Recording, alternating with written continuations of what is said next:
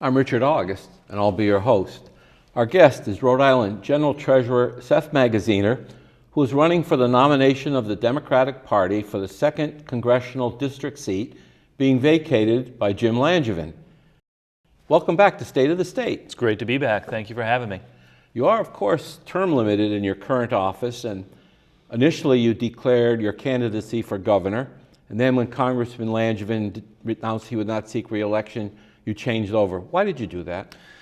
Well, I just care so much about Rhode Island, and the question that I always ask myself is, what can I do to best serve Rhode Islanders? When I talk to Rhode Islanders, they're worried. They're worried about the cost of living, the rising cost of everything. They're worried about their kids' education. They're worried about what's happening in Russia and Ukraine and how that might impact us here at home.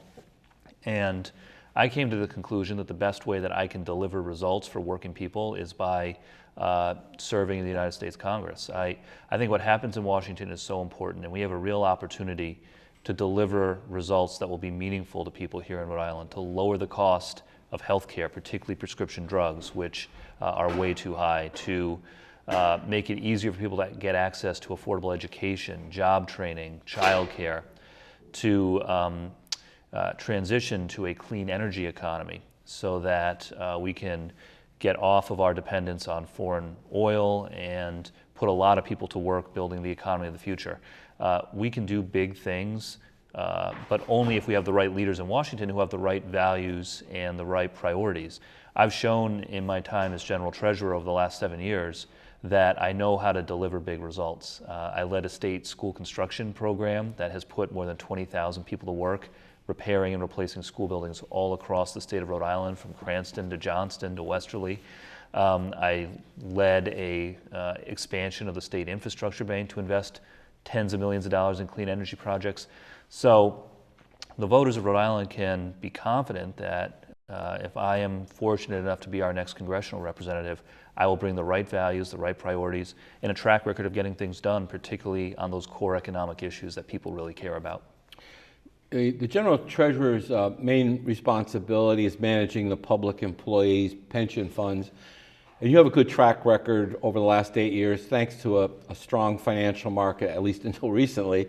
And the fact that you got out of a lot of risky hedge fund investments your predecessor, Gina Raimondo, had made.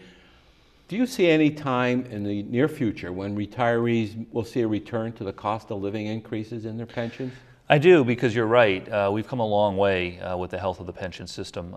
Listen, every Rhode Islander deserves a secure and a dignified retirement, and particularly those who have spent their lives serving the community, working as teachers, working as nurses, social workers, first responders. That's why it's so important that we have a strong and stable pension system. And you're right. When I took office, we made some changes to how the pension system was being invested. We got rid of a lot of high-fee hedge funds that were not performing well, and we went back to what we call a back-to-basics approach to investing the pension fund. We've been investing mostly in index funds and bond funds, and we've performed very well. We just ended 2021 at an all-time high, more than $10 billion in the pension fund. And not only have we performed well on an absolute basis, but we've actually, and this is really notable, we've outperformed most other states and most other public pension funds around the country since we made those changes. So last year we outperformed more than 90% of other public pension funds across the country. It was the third time in 4 years that we had outperformed the median. So our performance has been really strong, and that means that the system is getting healthier ahead of schedule. I do think that we will be back to an annual cost of living adjustment for retirees in the coming years, most likely during the administration of the next treasurer, since I'm in my final year now. So whoever's treasurer after me is going to look really good. but it's because we made those changes 7 years ago that have really paid off and have helped us get out of this hole and gotten the pension system to the strongest financial position that it's been in decades. Your website says you are running, and I'm going to quote, because Democrats must keep the majority to maintain our democratic system of government. Is our democracy in danger if Republicans control both houses of Congress? Do Republicans want to overthrow our form of government? What does that statement mean? Well, like many people, I am concerned about the state of our country. What happened on January 6th of last year when an angry mob stormed the Capitol to try to stop the counting of votes was an embarrassment for our country and a travesty. And just as much of a travesty was the fact that most of the Republicans in the House caucus in Congress actually voted to overturn the results of the election. So I do fear that the Republican Party in Washington is not the Republican Party of our parents and grandparents, is not the Republican Party that we used to have in in Rhode Island, but the Republicans in Washington have really become radicalized. And I do worry about what will happen if they're allowed to take control of Congress. So as a member of Congress for Rhode Island, in addition to focusing on those economic kitchen table issues that are so important to people, I'm absolutely going to make sure that we maintain our democratic process, that every vote is counted if it is fairly cast by a registered voter, and that our elections are managed in an above-board way without bias and without prejudice. I recall a Democrat saying in July 2020 that if elected as president, he would, quote, transform America. His name is Joseph Biden. Yeah. And he was echoing his predecessor, Barack Obama, who said the same thing when he was elected. Transform it into what? Yeah. Well, listen, I think that what Rhode Islanders expect from their government is not complicated. They expect good jobs, good schools, a strong economy, and peace both at home and abroad to the extent possible. And I think if we stay focused on those priorities and we deliver on those things, we can make a real difference for people. Right now, obviously, the main concern people have is the cost of living. I came out with a plan. I actually wrote an op-ed not long ago with a plan for how to attack the cost of living. I want to suspend the federal gas tax. I want to utilize the Strategic Petroleum Reserve, and then in the long run, move us to clean energy so we are not beholden on the Vladimir Putins of the world for our energy supplies. I want to make sure that Medicare and Medicaid can negotiate with the drug companies to lower drug costs. So listen, I think that what people want is not necessarily radical transformation. What people want is a government that will focus on the issues that's impacting their lives and deliver real results. And that's going to be my focus in Congress. Do you think President Joe Biden is doing a good job running the country and the economy? Well, I like some of the things that he's done. I liked the infrastructure bill, the bipartisan infrastructure bill that passed a few months ago. I think that will put a lot of Rhode Islanders to work, repairing our roads and bridges, repairing our rail, and upgrading our infrastructure. I think he deserves credit for that. I think he deserves credit for the fact that vaccines are now widely available for those who want them. But clearly we have much more work to do, particularly on the cost of living, and that's going to be a focus of mine in Congress. If President Biden offers to come here to Rhode Island to campaign for you, will you welcome him? Of course. I mean, I always welcome a president of the United States to Rhode Island. Okay. It doesn't happen often enough. Maybe because we're smaller, who knows? Because yeah. You also, on your website, you also say, and I'm quoting again, you stand up to Donald Trump and the National Republicans who seek to divide America, undermine democracy, and appeal to the most chaotic, hateful, and dangerous elements of their party. Now, some would argue that's precisely what's happening when Democrats, some of the comments from Nancy Pelosi, Adam Schiff, Alexandria Ocasio-Cortez and her squad, Chuck Schumer, Elizabeth Warren, on and on, Bernie Sanders. You say what when your colleagues in the Democrat Party come out with some of the inflammatory statements? Well, listen, when Donald Trump lost re-election but refused to concede and refused to admit the results of the election, that was beyond the pale. And, calling secretaries of state in Georgia and other states and trying to get them to find new votes and throw out votes and all of that, I mean, that is an attack on our democracy. So what Donald Trump did in refusing to concede the election is wrong. And I don't recall, anyone on the Democratic side, Hillary Clinton, John Kerry, Al Gore, I don't recall any of them just refusing to concede, refusing to admit, when they had lost. And so that is a dangerous new thing that Donald Trump brought into the political discourse that has put our democracy at risk. Now, So let me be clear, I, in Congress, will fight to make sure that we have free and fair elections, make sure that if Donald Trump or anyone else tries to deny the results of the election, that they're not able to do so, that they're not able to overturn results just because they don't like what the result was. But I also believe in bipartisan cooperation too. One of the very first bills that I worked on when I got elected state treasurer was a bipartisan bill. The lead sponsor in the House was a Republican, Bob Nardolillo. The lead sponsor in the Senate was a Democrat. It was a bill to create tax-free savings accounts for kids with disabilities. The school construction program that I worked on here in Rhode Island passed with bipartisan support. So don't get me wrong, I will work with anyone, Democrat, Republican, Independent, if it leads to good policies. But I do think that what Trump did in denying the results of the election just because he didn't like it, trying to put pressure on people to change the results of the election just because he didn't like it, that's unacceptable, and we can't just pretend that it's not a big deal. It is a big deal. Interesting that you mentioned Al Gore, who of course protested the election in Florida, which caused the recounts and all that fiasco we went through, and the Supreme Court had to. But after the Supreme Court ruled, he called George Bush and conceded and lived with the results, as opposed to, Donald Trump lost more than 30 court cases and still, hasn't conceded. So I do think there's a difference there. Okay. Another effort you support, according to your website, I'm quoting again, every child access to universal pre-K. The only current study of the effects of universal pre-K was done recently by a well-known professor of early childhood education at Vanderbilt University.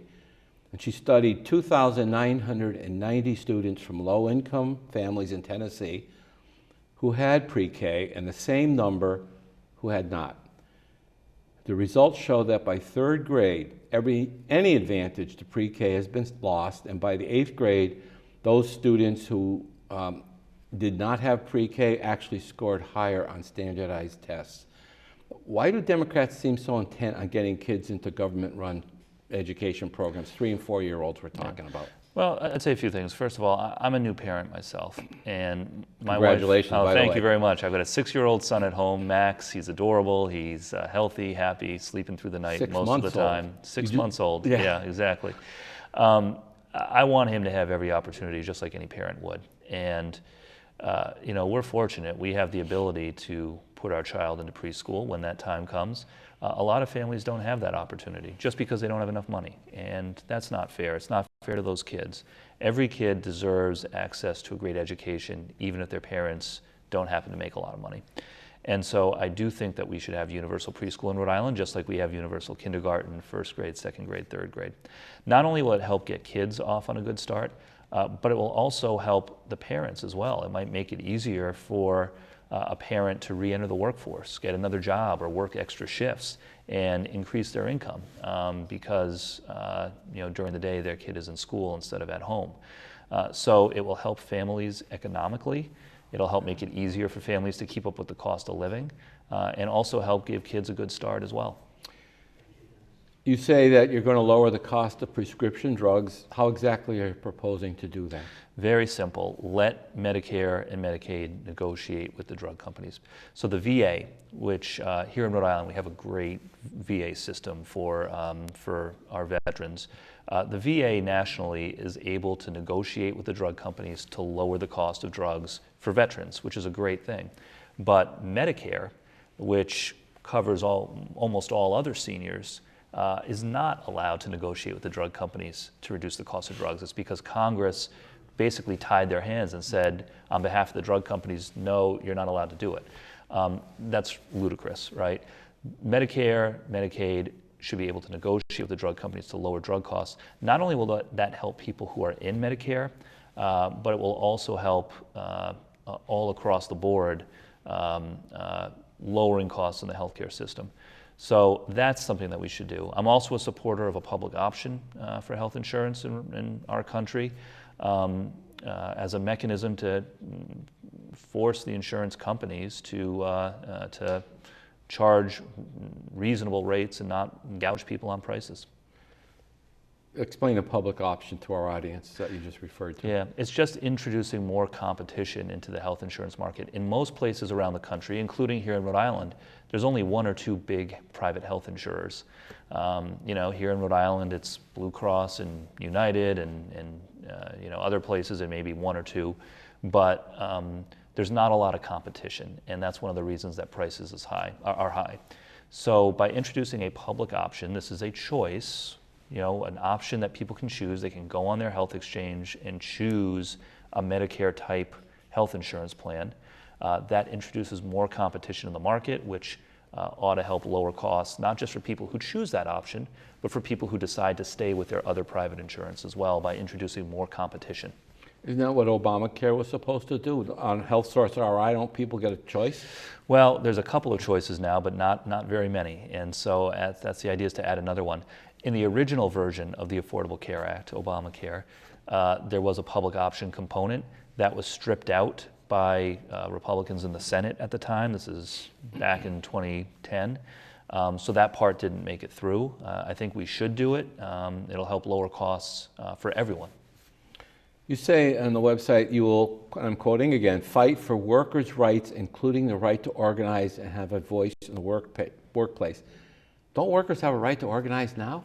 Yeah, the problem is that a lot of workers, when they attempt to form unions, face retaliation, right? They're fired, they are harassed, they are forced to go, meet with anti-union consultants that try to talk them out of it, and it's wrong, right? So there's something in Congress called the PRO Act, which would put in higher penalties for companies that use these tactics to try to discourage people from joining a union. Look, every worker who wants to join a union should have the opportunity to do so. If they don't want to, then that's fine too, that's their choice.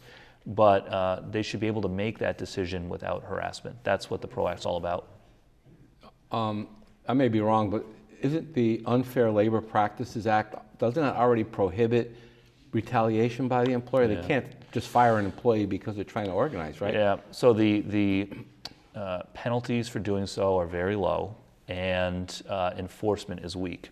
So you're right, in theory, those things are supposed to be prevented already, but in practice, they happen all the time. That's why we need to toughen up those laws so that there are real consequences if employers try to engage in that sort of retaliation. Okay. You also say you are against, I'm quoting again, against corporate monopolies that raise prices for consumers and undercut workers. Can you give us some examples of these corporate monopolies that you're referring to by name? Yeah, so look at gas prices. Gas prices have risen almost $1 a gallon in just the last 2-3 months. Meanwhile, last quarter, ExxonMobil posted its largest quarterly profit ever. So think about that for a minute. At the same time that prices are rising, they are raising profits. They have more profits, ExxonMobil does last quarter, than at any other time. And now they're not a monopoly, but it's a concentrated market where there's only a few big players that control the price. And so we do need to be tougher with some of these big companies that are using their market power to raise prices on people in ways that people just can't afford. Those profits, however, are what are called inventory profits because they buy the oil at a lower price. They have to replace the inventory at a higher price, so they have to charge more. Bookkeeping-wise, it looks like a big profit, which it really isn't. And I think the last time I looked at the statistics, the companies were making 4 to 5 cents a gallon, as opposed to Rhode Island charges 33 cents a gallon for state gas tax. Yeah, so it's not either or, it's both, right? So I've already, as I said earlier, come out in favor of suspending the federal gas tax. That would save the average Rhode Islander $3 to $4 every time they fill up their tank, which is a meaningful amount. But I also think that it's not inappropriate to ask the big oil companies to reduce their profit margins also and give some of that back to the consumer at a time when people are really struggling to keep up with the cost of living. Are there any other examples of these corporate monopolies that you referred to other than the oil companies? Yeah, I'm very concerned with the way that social media and the big tech companies have become so concentrated. For example, I don't think that Facebook should have been allowed to acquire Instagram. I think that when you have just a few players that are controlling large portions of that online marketplace, it stifles innovation, it stifles growth, and it poses some really challenging questions about how you do content moderation. And so I think that David Cicilline is absolutely right to be looking at strengthening antitrust enforcement in the big tech companies as well. That's just one more example. As someone with a financial background, what should the government be doing right now to control inflation? Yeah, so I just mentioned a few things, right? So I do think suspending the federal gas tax. I think tapping into the Strategic Petroleum Reserve to a greater extent can help lower the cost of energy. I think that we should be negotiating with the drug companies to reduce the cost of prescription drugs, and really making sure that there's strong enforcement against price gouging across all industries. The federal government can and should take a much more proactive approach to taming inflation, reducing the cost of living, because people are struggling to keep up. I didn't mention this before, but Homeland Security Secretary Mayorkas has announced an intention to create a Bureau of Disinformation within his department that would presumably have the power to shut down or off anything deemed to be disinformation. Do you see this as a dangerous threat to the First Amendment, free speech? Or do you support the idea of this Bureau of Disinformation? Well, look, I haven't seen the details of the proposal, but what does concern me is when you have out-of-country foreign actors, foreign countries, terrorist organizations attempting to use our own social media networks against us. We have to start getting tough, with the Russias of the world and others that, set up fake accounts, set up fake, social media to try to turn Americans against each other. We know that that's something that they have done and that they will do in the future if we leave it unchecked. We have First Amendment rights in this country, and that's very important that for Americans, the right to free speech always be protected. But foreign actors around the world trying to sow division in our country is not something that the Constitution protects, nor should it. So I do think we have to be tough when out-of-country actors are trying to turn us as Americans against each other. But I'll reserve judgment on the proposal itself until I see the details. Fair enough. You're not naive enough to suggest that the CIA isn't doing the same thing overseas. So turnabout may be fair play? Our job is to defend and protect Americans. Okay. Speaking of Homeland Security, what's your take on what's happening on the southern border, which seems to be a crisis or disaster, at least? Yeah, well, this is a crisis that is many years in the making, and it's not an easy one to solve. But I always take a step back and say, what are our principles? Our principles are that we need the border to be orderly, and we need it to be fair. We need a system where people are treated with dignity and compassion, but the laws are enforced in an orderly way. And whatever that takes, if it's more resources, if it's more streamlined process so that people aren't in limbo for months and months while their cases are being adjudicated. We need a plan from the administration for how to deal with that. Someone leaked the draft opinion, as you're well aware, initialed by 5 Supreme Court justices that would overturn Roe v. Wade and send the abortion issue back to the states. Rhode Island, of course, a couple of years ago protected that right in this state. Do you share, Massachusetts Democrat Congressman Ed Markey came out and said the content is more important than the fact that it was leaked. Where do you come down on this? Should these documents, this is just a draft opinion that was leaked out. Yeah. What's going on? So I am very concerned that not only women's rights to their healthcare decisions, but a whole number of rights could be at jeopardy right now. Because if you read the decision, not only does it overturn Roe versus Wade and take the decisions around health care away from women and their doctors and put it in the hand of politicians, which is what this effectively does. It also hints very heavily in the document that that majority opinion, those majority of justices don't see a legal basis for same-sex marriage, for interracial marriage, for a whole number of rights that have been codified by the Supreme Court for decades.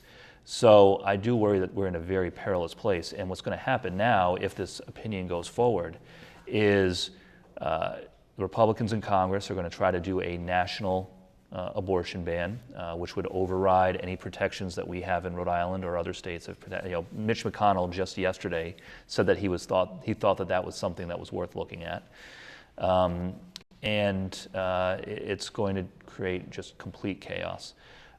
Overturning Roe v. Wade politicizes what is a very personal healthcare decision that people make with their doctors. That's why I fought here in Rhode Island to pass the Reproductive Privacy Act to codify Roe at the state level. But I am very concerned that if the Republicans take back Congress, they are going to try to do a national ban that would overrule what we've done here at the state level. If you're elected to Congress, would you support packing the Supreme Court by adding justices, so there's 15 justices? I don't know that would actually solve the problem, because if the Democrats added a couple of justices now, the Republicans, when they took power, could add 3 more. Swings, I think what we have to do instead is make sure that we nominate judges and justices that actually believe in precedent and case law and aren't going to come in and try to put their personal opinions ahead of what precedent in the law says. And I think that we need to make sure, in my view, that Democrats hold Congress so that regardless of what happens at the Supreme Court, we codify Roe versus Wade at the federal level instead of trying to ban it nationally. We have about a minute left. I want to ask you a key question. Will you come back and debate your opponent if you are successful in this? I look forward to it. Okay. You have a few seconds left. Tell the audience why they should vote for you in the September primary.